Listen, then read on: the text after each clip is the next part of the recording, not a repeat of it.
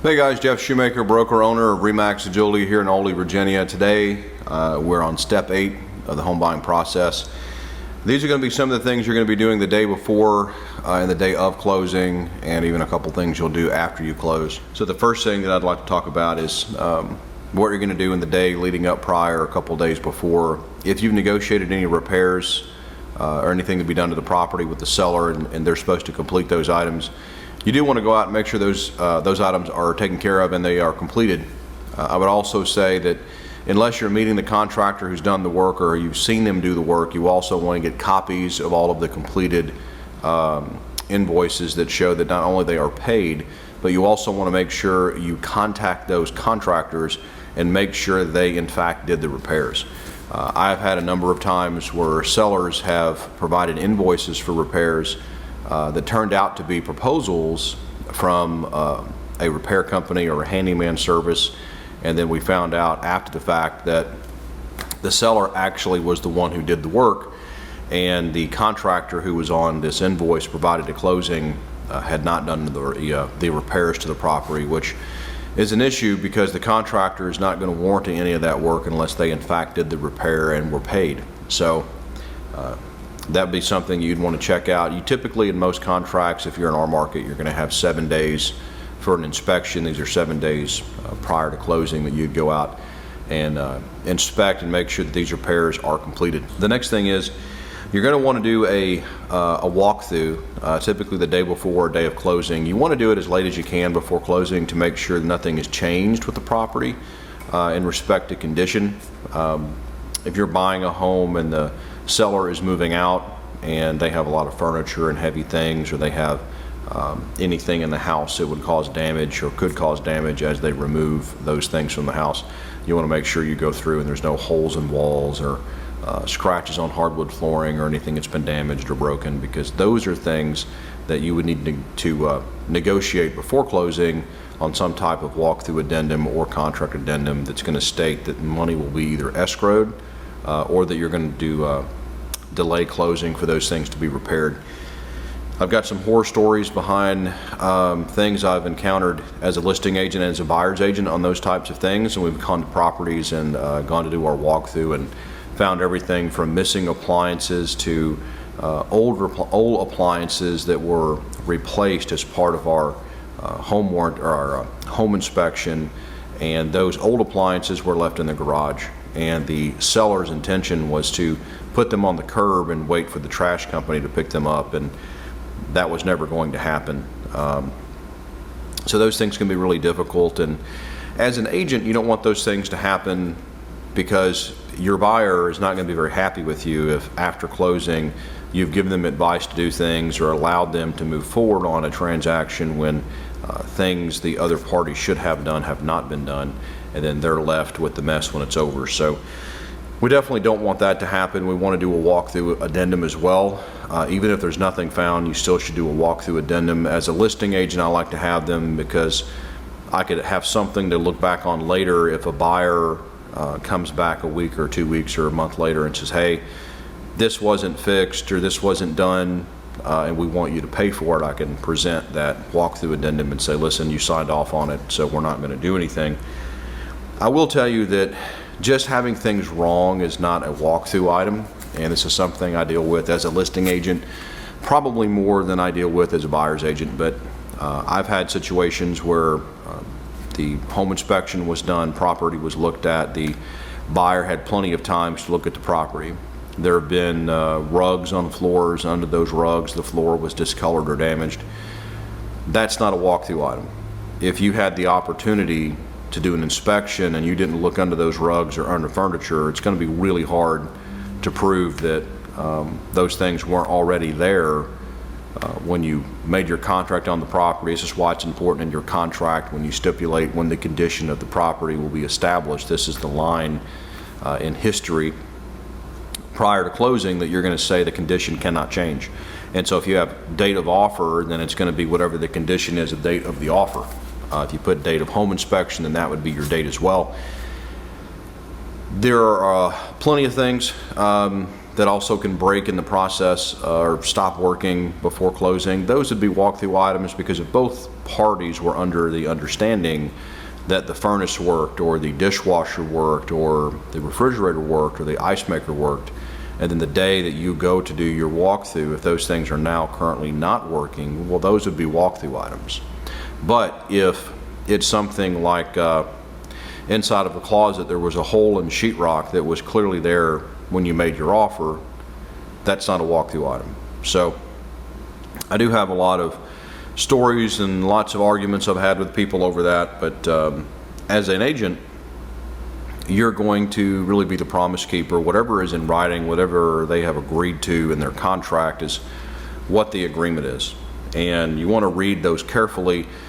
A lot of people don't, and they get into those situations and they're not well equipped, and people don't explain to them very clearly what those things are and what can be covered and what won't be covered in a walkthrough, and they end up really with some hard feelings. One of the things I also would bring up is, you know, if a seller leaves old doors or sheetrock, extra tile, anything that's not actually part of the house, those are personal property items. Those should be removed unless otherwise agreed to in writing. I've gone to properties that my buyer was closing on, and the house had been remodeled, and all of the old doors in the house were in the attic.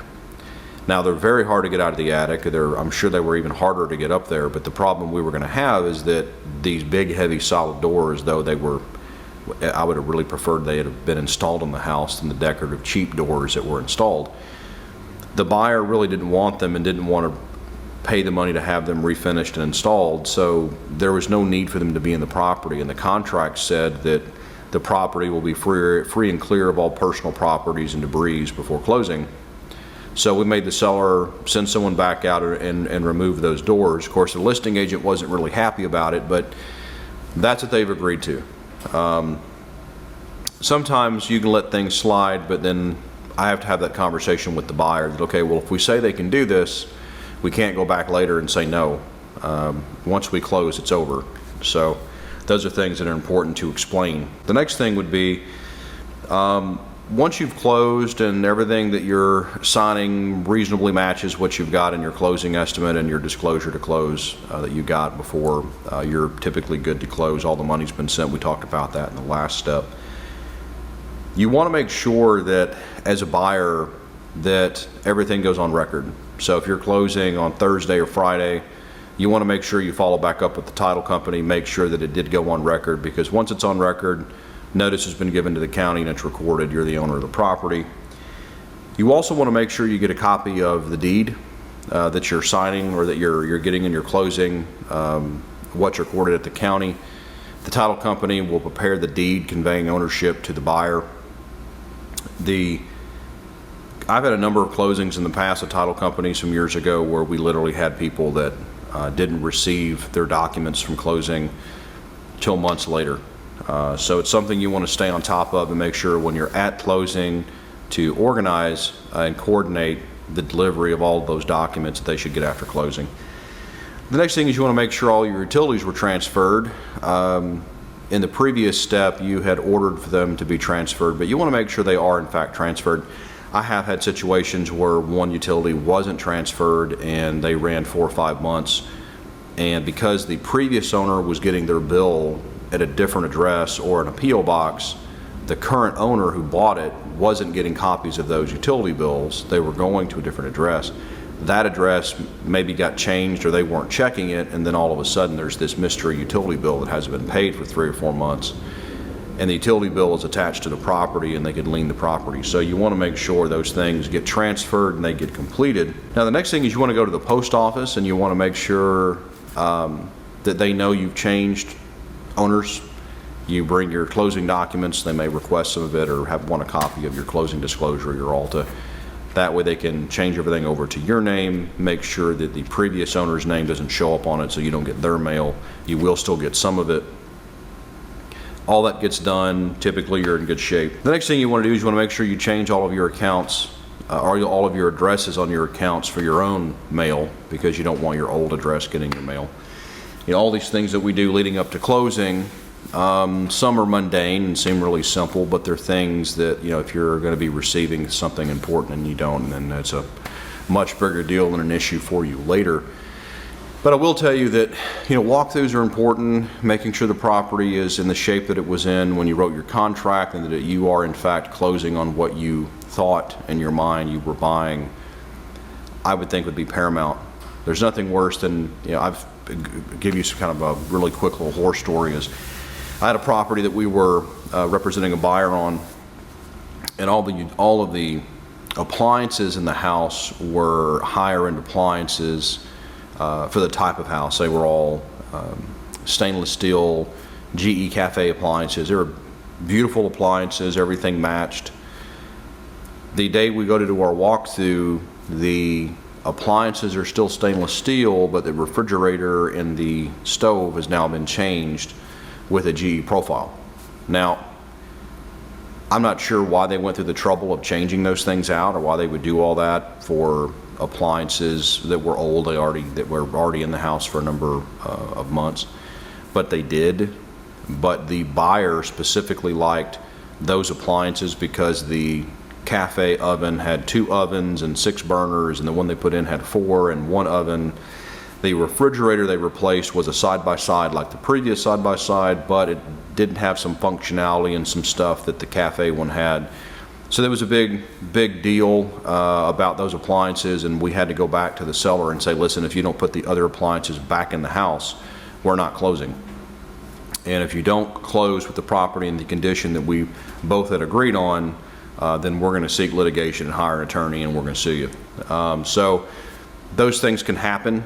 I'm not sure why the listing agent wouldn't have told him not to do that. He may not have even had a conversation with him. It really may have just been the seller doing it themselves, and they may have not had a conversation with the listing agent whatsoever. But those are situations that can happen, and they happen randomly with people that you would never think would do that. So you want to make sure that you are going to this property that you're buying, making sure what you're signing is correct. If all these things happen without a hitch, everything's great, but not every deal is smooth. Every transaction is basically 20 or 30 problems solved before closing. These are things that you can coordinate and stay on top of. There may still be some things that you don't get exactly what you want in the process, but as is life, you can't win everything, but pick your battles, and don't live with anything you're not willing to. Don't close on anything you're not willing to sign for or close on. And in the end, if things get really super complicated and you have a really big problem, then talk to an attorney. Agents are not attorneys, and even as a broker and a licensed real estate instructor, being licensed in 3 states, I still go back and ask questions of my association attorneys. I asked questions of my own attorney that's on staff for my brokerage that I own. It's good to get that information and know what your options really are, because there are times where I may feel really strongly about something, but a law could have changed, or how something can be received in court may be different than what I think it would be. So it's good to have all those people in your corner. Also, make sure that you have spoken with your CPA when you're purchasing, to make at least an attempt to have the documents and things that you need to provide to them for your taxes for the next year, or for that year, when you're doing your taxes the following year. If you're buying something, you're going to write off the cost of purchase, closing costs, and things like that.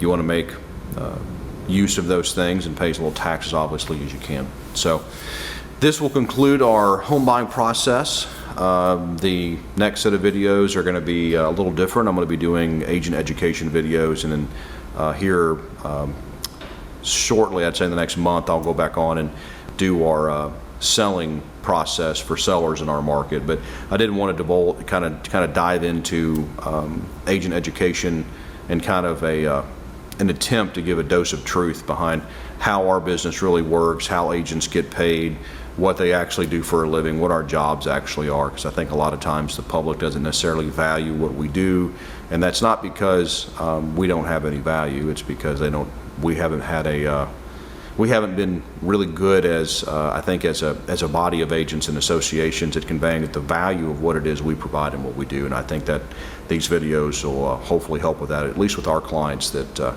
happen to find their way onto our YouTube channel. So having said that, have a great week. And we will see you next week with more video content. Hit the like button if you like our videos, and subscribe if you'd like to see more of us. And we hope your summer's going great, and we'll see you soon.